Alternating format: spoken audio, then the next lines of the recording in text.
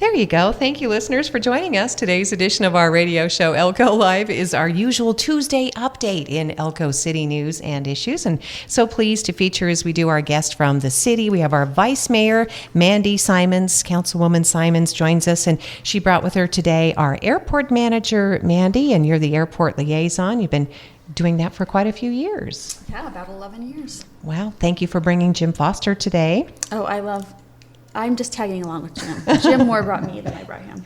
He is bringing us all up to date on exciting news because, again, Jan Baum, our city manager, told us last week that, things are going really well at the airport. So it's about time we got some good news. It's been a struggle for a while, and we were really kind of fighting just to hold on to our one little flight. But Jim must be magical or something, because awesome things are happening. Yeah, and we wanted to thank you and congratulate you too, Jim. And you and your tiny, small staff. I don't mean like as in small people, but few in number, yes. Yeah, we have a limited staff. Yes. That's for sure. So we're going to have you wait in the wings, and Mandy's going to bring us up to date on the world's shortest Elko City Council meeting. Truly, 35 minutes. I remember when I was pregnant, so he's 8 now. I was lying at home watching one kind of on the TV. I was sick, and it was 45 minutes. And I thought, oh man, I could have maybe even made it through that. But this one was 35 minutes, so super short. We really just looked at the warrants, kind of approved the checks that have gone out and things, and then we looked at something we do every year. We have to approve some preventative maintenance projects, some micro slurry seal, and those kind of things. And so we did that and done. And that was it? Yeah, had some reports, and it was in and out. It was kind of awesome. Yeah, so taking care of business, and that's good to know. And so we'll go over any highlights. I mean, obviously. That was the highlights. Okay. We are getting some slurry seal. That was the highlights. There are a couple other things going on in town, though, that I thought I'd touch on. One is, if anybody hasn't heard, this isn't just the city, but they're going to have a kind of legislative session review tomorrow night at 5:30, and that's over in the county commission chambers at the county complex there. They're going to have some senators, assembly people, some people from the county and city and school district, the sheriff, the police chief, and just talk about kind of some bills that were passed, some bills probably that didn't make it, how this affects us, the changes that we're going to see in our community. I would guess most people paid very little attention to the session. I like that kind of stuff, and even at that, it's hard to keep track of everything. And so if you just want it kind of in a nutshell, one evening, they're going to have refreshments, which always makes everything more awesome. So again, that's tomorrow night, 5:30 in the county, where the county commission meets. And everybody's invited, and I think it will be, I'm hoping to make it. I think it will be great just to understand, because sometimes these laws pass and well, how does that affect us? Even sometimes right after they pass, we don't know. Some kinks have to get worked out. And so this will hopefully bring us all into the loop so we know what to look forward to, or not, or dread, I guess. I'm not sure, but that's tomorrow. So come on out to that if you're at all interested. And then something else that's going on that's kind of cool is we are redoing our master plan for our Parks and Recreation Department, which has to be done every few years. We do it kind of for the airport. We do a process. We do a process just for the city. I mean, this is done for several different departments, and we're doing the park survey now. And so basically, if you go to any park, there will be these random kind of signs with the QR codes on them. Go ahead and take a picture of that, go online, take a very brief survey. I took it, it's super duper short. Basically asks you where you live. Are you in the county? What part of the city are you in? What kind of activities do you participate in? What do you like? What do you think we need? Just some questions like that. So as we go forward, we can say, you know what we're missing that a lot of people seem to want? It's this. So let's see if we can't work towards building that. And you know what's really not utilized as much? Oh, this isn't anymore. So maybe we don't need to put as much focus on that. If you want a chance for your input to be heard, this is a great opportunity. Towards the end of the week, we're hoping to have that QR code on our website. It's not there yet, though. But if you're in or around any parks, there should be signs there, or just wait towards the end of the week or next week and go on our website and find that. And we would love as much input as possible. We had it at Art in the Park, I know, and they had it at the rodeo. So if you're not an artist or you're not a rodeo fan and you want your voice to also be heard, otherwise we might have a lot more rodeos and a lot more art events and maybe not what you want. So we want everybody to go on there and tell us what you think. All right. And one more thing if I can. Oh, of course. I just want to know, is there a deadline to participate? Oh, I'm sure there is. Okay. Yeah, don't ask. We'll figure that out. I'm as sure we go. at some time it's they'll not. stop. Yeah, it's not going to end right away. No. We've got a bit. They just rolled it out, so it will be up there for at least a few more weeks. Yeah, sorry about that. I have no idea what the end date is. The last thing that we really have to have something about the golf course every month, and this month it's crickets. So for those of you that have been out there playing, they have found our golf course. And we know, a lot of people have been calling, wanting to let us know. We know now, and we have been doing some baiting kind of and spraying kind of on the outskirts. And we're really trying hard to keep them away from the... like the clubhouse? The clubhouse. Okay. I was going to say Restaurant, golf house, and bar. I knew that would make me sound. I like golf. Like, golf house. Not a golfer. It's got a bouncy floor. Yeah, for those of you. You're a mom. Yeah. It's okay. To the golf house, or the clubhouse, as some Yes. golfers call it. But it is on the 18th hole. So just keep your fingers crossed. And we're doing our best out there. We totally know about it. We know that nobody likes crickets. We have yet to find one fan. So we're on it, and we're doing our best, and we'll just have to... Don't they know that people have clubs out there? I know. Maybe not your wisest choice. Yeah. Well, they also go on roads, so I don't know. Maybe intellect isn't their defining attribute. I'm not sure. But yeah, we know they're there.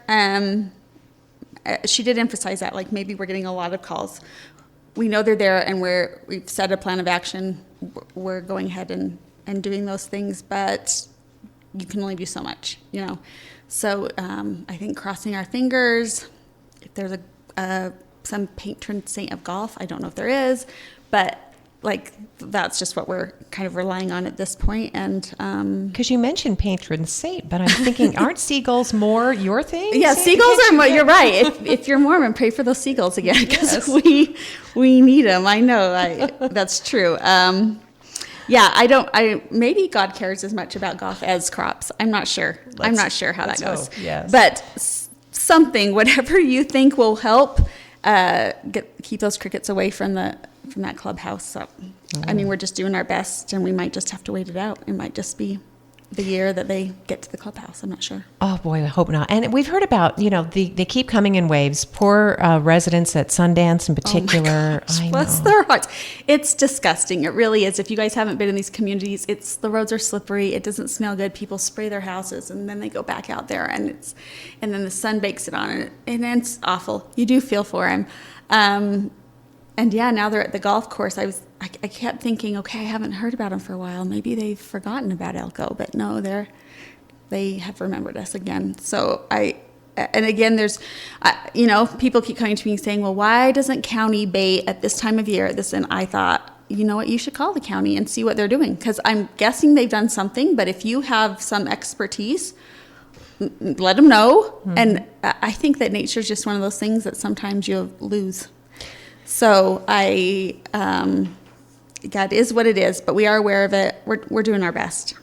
I know Curtis Moore is the county assistant manager, natural resource director. He has been fielding tons of calls, just like the city. I'm sure. And I do know that you can go to the state Department of Ag website, the entomologist, Jeff That's Knight. right. Yep. That's right. He's come out a couple times. He's talked about why they can't bait as widespread. I mean, a lot of it's public-private issues, right? You can't just go on someone's private land and bait. Right. And then there are also concerns that people have about how much bait we're using and the effects on the environment and people, pets, that kind of thing. So there are a lot of different interests at play, I guess it's fair to say. I have learned, as I'm getting kind of old now, I have learned that things are never as black and white as they seem. There's always different points of view and different things you have to, I'm shouting at the TV because somebody made some decision. I know nothing about what's going on. Are you telling kids to get off your lawn? Get off my lawn. Yeah. Exactly. I just, so I have no doubt that people are doing their best and that there's circumstances that I don't understand, and that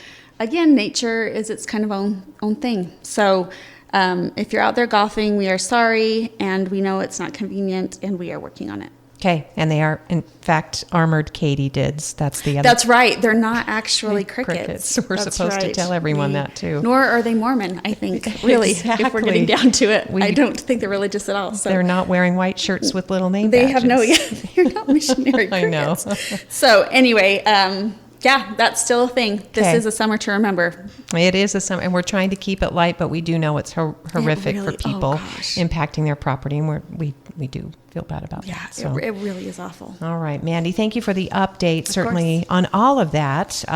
We did want to mention, too, and I know Jim's waiting patiently in the wings because he would love to talk about Mormon crickets, I'm sure, and all the other stuff, too. But I did want to mention that there was an amazing, I guess we just call them drug bust in the media. Yeah. I think the police are much more formal about it, but it was a huge effort by combined SWAT, Tri-County SWAT, combined crisis negotiation team. They served search warrants at 3 residences in the Panorama Trailer Park, which is right there next to Southside School, and NDI, police, FBI, DEA, Homeland Security.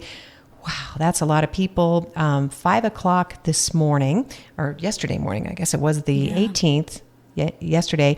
So they served the search warrant and they've arrested several people. Wait, it might be the 18th. Is it today the 18th? I'm always a day ahead. It's today the 18th. It must Jim, be. what's today? Say it. Yes. It's the 18th. Thank you, Jim. Yeah. Mandy, I don't know. I don't know why Jim doesn't just do the whole program. We're going to have to turn over this program to Jim. So, yes. The Department of Emergency Management, Sheriff's Office, Elko County Ambulance. Basically, this operation was after several months' investigation into drug trafficking in the Elko area. And this is just part of a larger investigation. There are more arrests expected, but really good news because apparently they're going to take some very dangerous drugs, out of local circulation. Yeah, and that's the thing, too, is, the bust is well coordinated. They've been working on this for a very long time. The man hours to go into it wasn't just this morning. It was months and months of preparation. And again, working with all these government agencies, coordinating bureaucracies is not an easy thing. So the fact that they do this and that it works out and that we're a little bit safer, it's a pretty big achievement. Yep, it looks like at least 5 arrests or more, and the suspects' age range from 23 to 39 years old. So we'll see how that all shakes out. But, so just wanted to give a shout out to all of those law enforcement agencies hard at work together, and that huge drug bust, as you would say. They didn't say how much, if what they seized as far as controlled substances, but a lot of people brought in, and so I'm sure there's mounting evidence as we speak. So I guess that might do it for now, because we want to talk to you, Jim, about all this exciting airport news. Again, kind of recapping June for us, if you wouldn't mind, and welcome to the program. Thank you for having me again on the program. One of the things that everybody's been dealing with crickets in the city of Elko, we've been dealing with grasshoppers out at the airport, and we were infested with grasshoppers for a short period of time. This is news to me. And so it's the same as you do for crickets. You bait and things of that nature. And so our concern with that is obviously with the grasshoppers, it brings in birds, and birds and airplanes don't mix. They're not friends, no. So we've been battling that, as well as we're doing a lot of painting and things, trying to spruce up the airport. June, as far as the commercial service goes, June was a really good month for us. It was the highest month probably since we lost our 2 flights a day. And so that's a big improvement for us. We had 996 enplanements. Now that's just the people that are getting on the aircraft. That doesn't include the people getting off of that.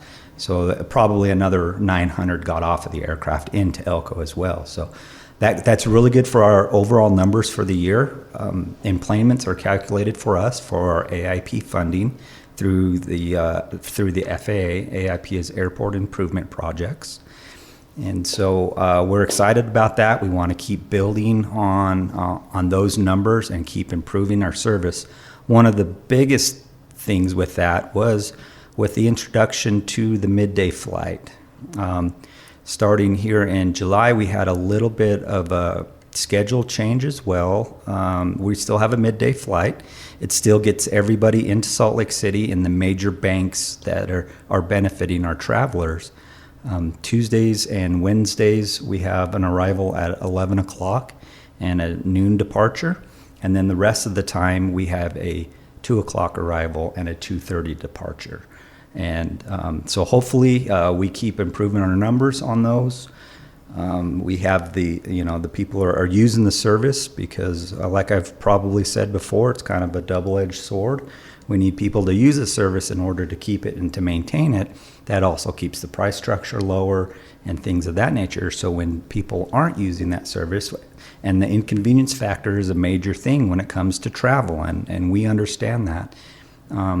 And that's an issue that we deal with when we do not have a very good schedule that is accommodating to our local travelers. One big announcement that we have that will be coming up pretty soon as well is the return of our overnight flight will begin on September 5th. And to me, that's the best flight that we could possibly have for our citizens and for people to use the facility. Get you into Salt Lake City at a really good time. You hit all of the major banks. It also provides that opportunity for people to get back home or get back into Elko. And so we're looking about a 6:30 in the morning departure on that, and about a 9:15 to 9:30 arrival at night. That is great news, Jim. And is there anything that we can attribute that to? Because we've had this long relationship with SkyWest. Is it truly now? Are we turning, the page? Is it profitable? Any factors? There's a multitude of things out there. One of the big things is the different types of aircraft that are coming online for SkyWest and for Delta. And we share an aircraft, one of the smaller versions of the aircraft, with other markets. And so some of those other markets are getting upgraded aircraft, and that's allowing, and with the pilot shortage and all the stuff that we went through with the airline industry, that's still affecting everything. But with the upgrading of aircraft, it's releasing additional staff and crew for the airlines to provide service to some of the small rural communities like us. So that is in our favor then. That's a good thing, right? That's okay. Yes, that's an absolute good thing for us for the time being. Yes. Okay, yeah, definitely. I mean, maybe as more pilots are trained or people come out of retirement, we'll see the aircraft situation change. But right now, that's working in our favor. And then we know that with, tell us about FAN, if you wouldn't mind, our alliance. So FAN is something that we've been working on. Now I forget the acronym, Flight Alliance of Northern Nevada. What it is a private-public partnership that we want to create that helps with commercial air service development for our community. And not just the Elko County community, but everybody within our catchment area. It includes White Pine, Lander, Eureka. This is not an unheard of process. There's a lot of these organizations that are out there right now. And we used the big one based out of Reno called RASC as kind of our guideline. And they do really good things for the Reno airport as well.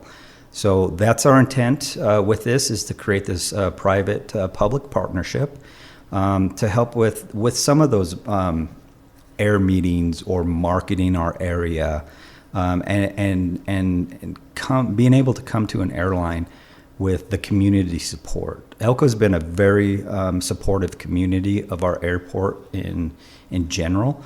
We just want to branch out and get some other players involved. Right now, the city of Elko and Elko County are spearheading the efforts to get this thing established. And so we're looking forward, as it moves forward, looking forward to approaching community members and businesses and different things to serve on the board of directors or help any way they can. And obviously, the goal is to create some financial security. We understand, right, Jim? Because even, I mean, with June, with nearly 1,000 emplanements, that gave us city taxpayers. That was also a financial relief, right? Because we had a minimum air service guarantee that was reduced. Yeah, the whole intent of this organization is to help accomplish those goals as a community and not one entity that's footing the bill, basically, for this. But when people use our facility and they're flying on the airlines and we have great schedules and it's fair pricing, those numbers will fluctuate during that agreement. And so that's part of this. Now, would you describe the alliances? Is it a foundation? I think you mentioned public-private, so it's one of those. Yeah, so I believe it's going to be a nonprofit, 501(c) is how it was established. Okay, and so when you come back on, we'll talk more about how people can participate. I think in the past we've talked about things. When Casino Express went away, there were people interested in doing like a subscription service or something like that, right? There's been a lot of things like that have been thrown out over the years, and a lot of those questions are, why can't we do that again, and why this and why that? It's just the way that the airline industry's changed a lot. We were fortunate when we had Casino Express because they were owned and operated by the company that operated the Red Lion, and they had an airline in order to fill their casinos. There's options for us out there. If we could get a bunch of casinos together, we can approach an airline, but it's a charter service that we would have to do. It wouldn't be owned by a local entity. You made me think about this. Does West Wendover still do flights? Or do we know? I have not heard if that has been reestablished, but COVID affected that service quite a bit, and I have not heard if that has come back yet. That was being utilized. Allegiant Airlines was providing that service. All right. And we've seen, as you said, many, many changes with some of these airlines. It's not just the small, but certainly the large. And so we're, again, just really fortunate. We've had this, 35-year relationship with SkyWest? It's been a long time. It has been a long time. It's been my whole career with those guys. And that was an important thing with us, too, is to maintain those, let's get through the rocky part of the relationship, so to speak, and get to a point where we haven't lost that faith in them, and they haven't lost that faith in our community as well. Jim Foster is Elko City Regional Airport Manager, and again, just bringing to our attention these ongoing issues. You did go before lawmakers, right, Jim? How was that? So we did. So that'll be one of the issues that Mandy mentioned at the meeting tomorrow evening. We were involved with AB 58, and that was to create an Air Service Development Commission for the state of Nevada, which would give airports around the state another avenue for grants and additional funding to help bring in airlines and things of that nature. We don't have a program in the state of Nevada established. So we've been working on that for about 12 years. So we went back to the legislation, and we were fortunate enough to get the Air Service Development Commission established as far as who's going to serve on that commission. Unfortunately for us, we did not get the allocated funds that we were requesting.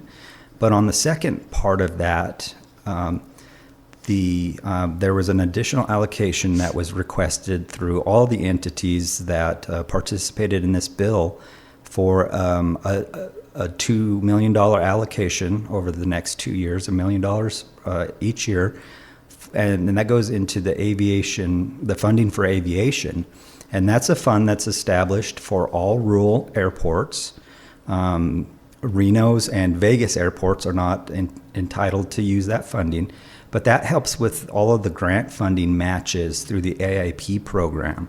So we actually have a meeting. I have a meeting tomorrow for that committee to allocate the first bunch of money to those rural airports. And we're looking at, out of that $1 million, we've already potentially allocated $950,000 of that for infrastructure projects for airports across the country, or not across the state. We haven't asked for any of that money yet, but eventually we just might. But it's going to help aviation as a whole moving forward and establishing those goals. And hopefully with the next session, we'll be back and we'll get our Air Service Development Commission funded. Oh, that is terrific news, Jim. And again, it's, on behalf of the work that you and other managers and civic leaders, people are doing across the state. Because what we understand by lifting up all these other smaller airports, the eventual goal is to have this connectivity so we can actually fly in state to and from Elko too, right? And then that's the ultimate goal. One of my goals is to establish the Nevada Triangle. And that would be service to Reno and service to Las Vegas, and connecting the three largest economic drivers for the state is important to me, and that's what we'll be working on moving forward. It would have been a little bit easier if our Air Service Development Commission was funded, but we're going to still strive to do that, and it's important to the infrastructure of the Nevada aviation system is important because of medical flights is our big thing, and wildland firefighting, and the aerial assets that are used need those places to get to so we can help everybody. And I'm sure you know, Jim, that our local lawmaker, Assemblyman in District 33, Burt Gurr, he's still confident, or at least he's encouraged that he thinks in working with some of the governor's staff and other people, they're still looking for funding, right? There is always a possibility that there's additional funding out there. That was one of the things that we ran into at the 11th hour with our bill, and it was 11:30 at night when our allocation was cut out of that. So there's always those opportunities, and I'd have to thank Assemblyman Gurr for all of his efforts to assist with this. And without him, he's a big player in this whole thing, and he's going to continue to champion for Elko. And he can certainly speak for himself, and I know he will do that during the legislative review tomorrow night at the Elko County Commission chambers at 5:30 p.m. But locally, some people have been critical of his vote in favor of the A Stadium, Jim. But he talked about it on this radio show that was directly tied to projects like this funding, because okay, if we build stadiums, then we need to be able to get rural residents to be part of this tourism and economy. And that's important for us, and especially with what Vegas is going through with everything now. We have a lot of our community are fans of those teams down there, and it's important for me to have them be able to get to those games. Wouldn't it be great to go see the Vegas Golden Knights play? It was great. They just won the championship. Yeah. That would have been nice. Yeah, and we 104.7 Fox Sports Elko. We were the home of the Knights, and we were just like, what? They're Stanley Cup champions. We wish we could all go down and celebrate with them. But again, who can drive plenty of you listening saying we always drive to Vegas, but right. Yeah, but the flights would make it so much nicer for folks that would like that option. Well, Jim, again, thank you for everything that you've been representing. Are there any other topics, though, at the airport? We don't want to leave anything out today. You have plenty of time. Not right offhand. Our big thing is to support our airline. We've been in a partnership for many years with them. Use the facilities. We're going to be transitioning to a better schedule.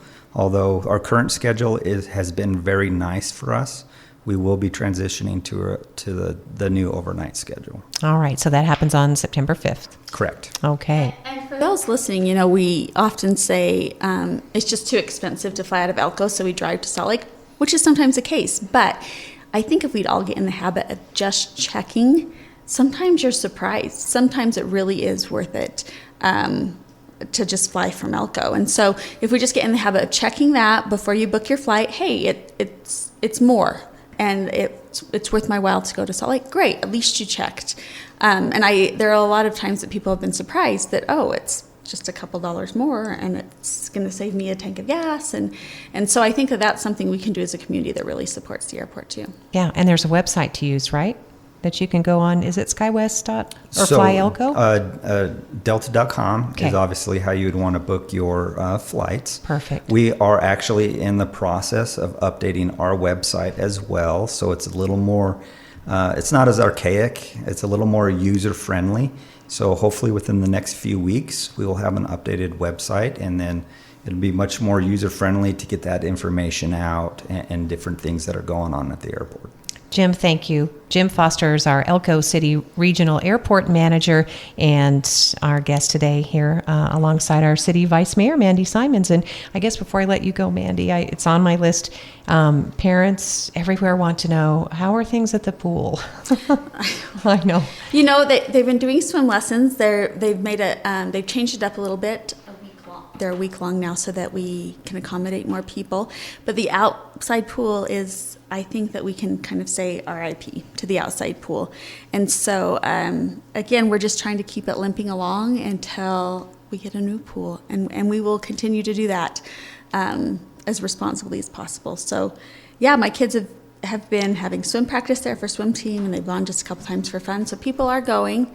If you want to swim, go support the pool. It is indoors. Just the indoor pool right now. All right. And again, your positive attitude and your optimism and your helpfulness, all of that really goes a long way. Well, I mean, we don't have many options, so you can be miserable about it, or you can just look forward to a day when we have something nicer and newer. Exactly. And that we're all working toward that same goal. Just keep that in mind, Yeah, please. Because grumbling doesn't. Nice is nice. Nice Isn't it? is nice. Nice is nice. I know some of the poor kids that work there every once in a while get an earful from the public, and they obviously have no control over things, so I'm not sure why anybody thinks that's appropriate. But we're just doing what we can, and they're expensive facilities, so if we can fix it without draining the bank, then we try to.